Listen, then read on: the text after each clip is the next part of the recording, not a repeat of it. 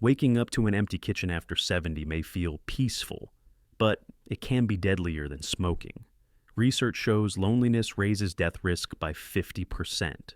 Yet, one simple choice, who you share your days with, can protect your memory, your heart, and even your sleep. And a 92-year-old elder says it's the real key to a longer, happier life.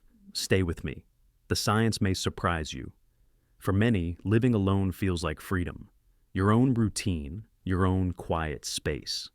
But hidden inside that silence, the body begins to suffer. Stress hormones climb. Sleep gets weaker. And research shows it can even shorten your life.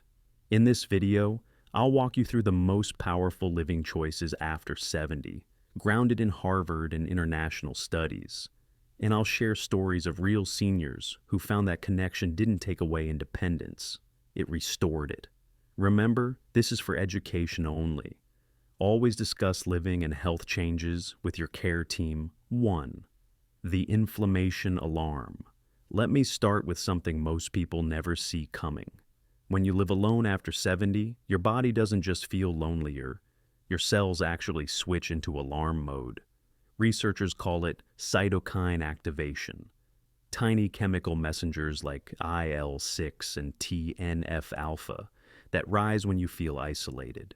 Think of them like smoke alarms that never turn off.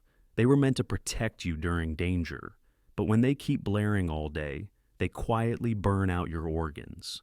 A 2020 meta-analysis of 148 studies, published in PMC, found that isolation increased the risk of early death by 50%. That's the same as smoking 15 cigarettes a day. And it isn't only numbers, it shows up in how you feel. Take Frank, one of my longtime patients. At 74, he thought his joint aches and constant fatigue were just old age. But when his wife passed and he lived alone, those symptoms accelerated. His blood tests showed inflammation markers higher than before. When he eventually moved in with his daughter's family, something remarkable happened. His morning stiffness improved, his mood lightened, and even his doctor noticed his C-reactive protein, a key inflammation marker, was lower. So, what can you do? The simplest step is this: don't eat every meal alone. Shared meals, even just once a day. Reduce inflammatory signals and give your body a rhythm of connection. If living with a partner or family isn't possible, invite a neighbor, join a community lunch, or schedule a regular dinner with friends. That social nourishment is as powerful as the food itself. Because inflammation doesn't just damage joints or arteries, it sets the stage for what comes next. And the next shift happens in your hormones, changing the way your body wakes, sleeps, and remembers too. Cortisol, the broken alarm clock. Now, let's talk about your hormones, because this is where things get personal. Cortisol is often called your stress hormone, but really, it's your body's alarm clock. It's meant to rise gently in the morning, helping you wake up alert, and then settle down at night so your brain can rest. But when seniors feel isolated, that rhythm breaks. A 2017 study from the Netherlands called NESDO tracked 426 adults between ages 60 and 93. They found lonely seniors had a 21% higher cortisol awakening response. In plain English, your alarm clock doesn't just buzz once, it keeps ringing loudly all morning. Over time, that constant stress signal damages memory centers in your brain, making it harder to focus, recall names, or even sleep soundly. I think of Helen, 69, who joined a co-housing community after years of living alone. She told me mornings used to feel heavy. She'd sit in silence with her coffee, feeling drained before the day even began. But once she started having breakfast tea with her neighbors, something shifted. She said, "It's like my mornings finally woke up with me." Within months, she noticed her memory was sharper, and her doctor confirmed her blood pressure was more stable. So, here's the practical tip. Try not to start your mornings in silence. Even a 10-minute chat, whether with your partner, a phone call to a friend, or sharing tea in a group, helps reset cortisol into its natural rhythm. That gentle social spark in the morning acts like resetting your body's clock. Have you noticed your mornings feel heavier when you're alone? Share your experience in the comments. I read every one. But that's not the only system rewired by companionship. In fact, who you live with can literally change how your immune system programs its defenses.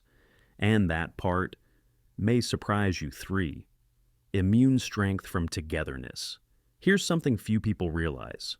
Who you live with doesn't just affect your mood. It can actually rewrite your immune system's instructions. When seniors feel isolated, their DNA switches on genes that promote inflammation and silence the ones that fight it. It's like your immune soldiers start following the wrong orders. Instead of defending you, they turn inward and create more wear and tear. The Journal of Gerontology published a 2022 study that followed 500 older adults. It found those living in multigenerational homes, sharing space with adult children, had a 10% lower risk of dying over 5 years compared to those living alone. Their immune markers were healthier, and their mental health scores were higher too. I think of Rosa, 72. For years, she lived in an apartment far from her son. Winters were especially tough. She caught every cold that went around. But when she moved closer, within just a few miles, something changed. She wasn't sick as often. She said, "It feels like my body finally stopped fighting itself." Her doctor noticed fewer respiratory infections, and Rosa noticed she had energy to walk daily again. So, what does this mean for you? If living together isn't an option, living near family, within 10 miles, still provides the immune benefits. Shared dinners, quick visits, or even regular drop-ins keep your immune system in rhythm.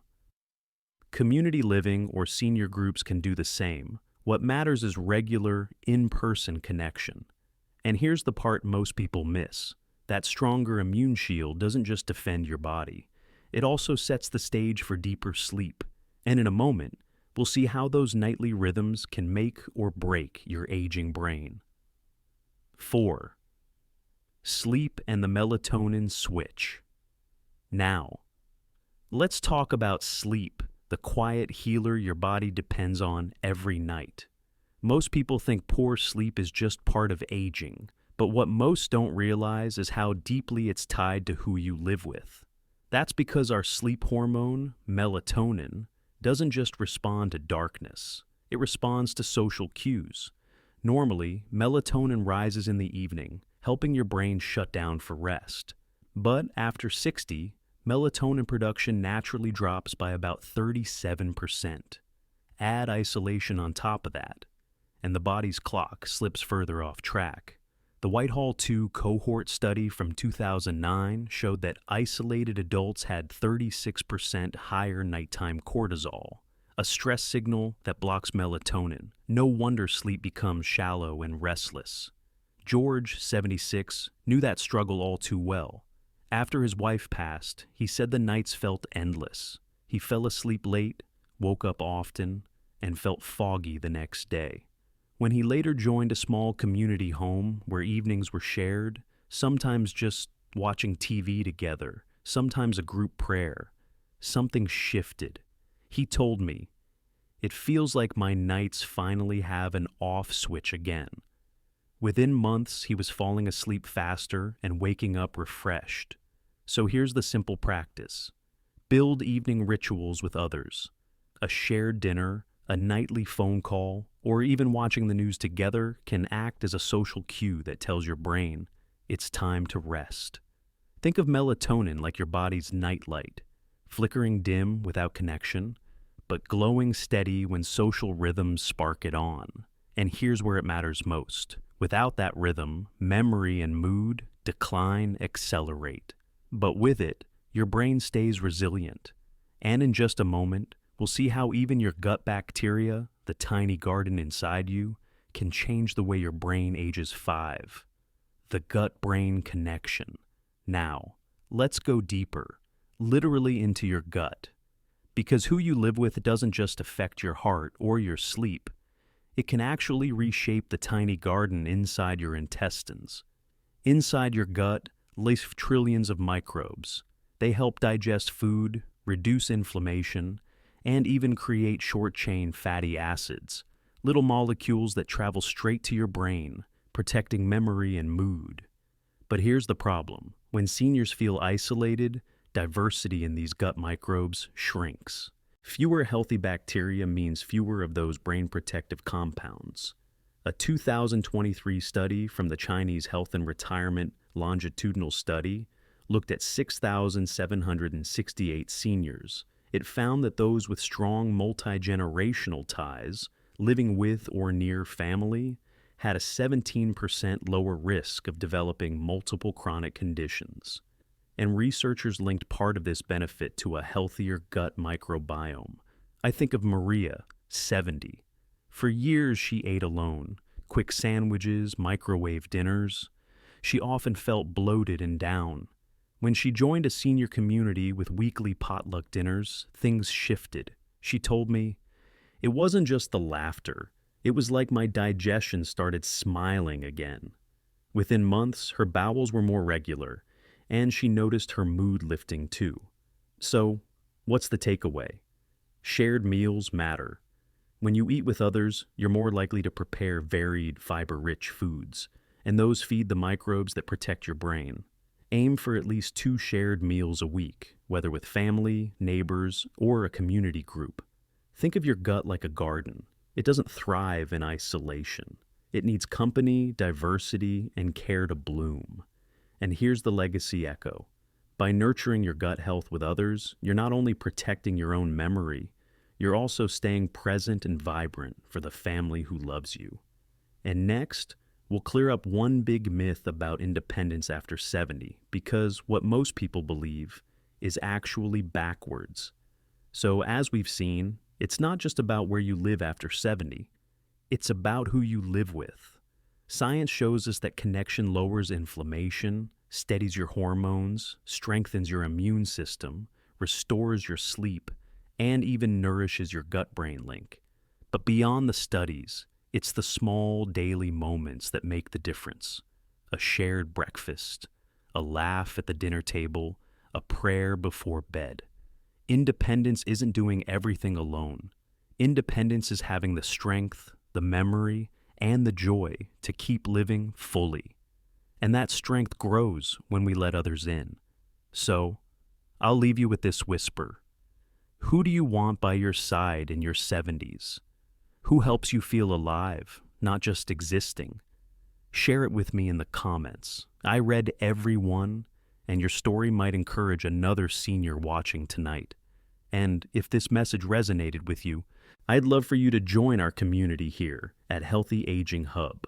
Hit subscribe because every week we share evidence-based ways to stay strong, mobile, and connected. Without gimmicks, just science and care. Because at the end of the day, it's not about outliving others. It's about outliving loneliness. And choosing connection is one of the most powerful health decisions you'll ever make.